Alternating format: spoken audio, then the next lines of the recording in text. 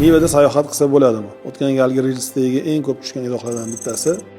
Kelinglar bu masalaga aql bilan yondashamiz, hissiyot bilan emas. Niva albatta bu afsonaviy yo'l tanlamas avtomobili bo'lib, hozirgi kungacha xalqimizni va boshqa xalqlarning xizmatini qilib kelyapti va men o'zim bu avtomobilda 1 yildan oshiq harakatlangan bo'lsam, o'zimga yarasha tajriba va xulosalarim bor. Niva avtomobilida sayohat qilsa bo'ladi, qisqa masofalarga guruh bo'lib sayohatga chiqsa bo'ladi, lekin uzoq muddatli ekspeditsion sayohatlarga chiqib bo'lmaydi. Buni bir nechta sababi bor.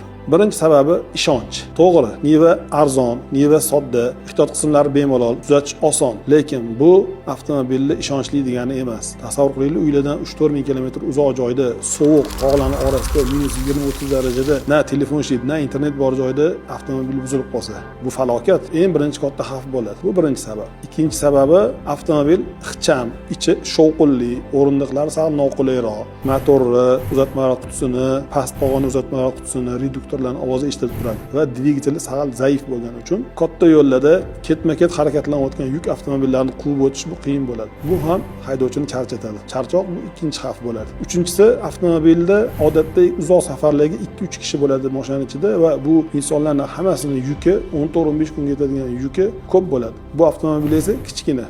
Buncha katta yuk ortib qo'yilsa, qiyin yo'llarda, past pog'onani ishlatayotgan joylarda juda ham avtomobilga ko'p yuklama tushadi va bu yuklama esa avtomobilni buzilishiga olib keladi. To'rtinchi sababi, mashhur blogerlarimiz offroad sohasida Sarvar Azizovich, CarPro Akbar, bular guruh bo'lib 30-40 talab avtomobilda sayohat qilishadi. Deyarli bularni jamoasida Nivani ko'rmaymiz. Lekin aksar haydovchilar Nivadan boshlashgan. Shuning uchun men Nivani uzoq sayohatlarga tavsiya qilmayman. Boshlang'ich sayohatga olsanglar bo'ladi, lekin birinchi imkoniyat kattaroq, kengroq, qulayroq avtomobilga o'tishni tavsiya qilaman. Sayohat yanada zavqliroq, maroqliroq bo'lishi uchun.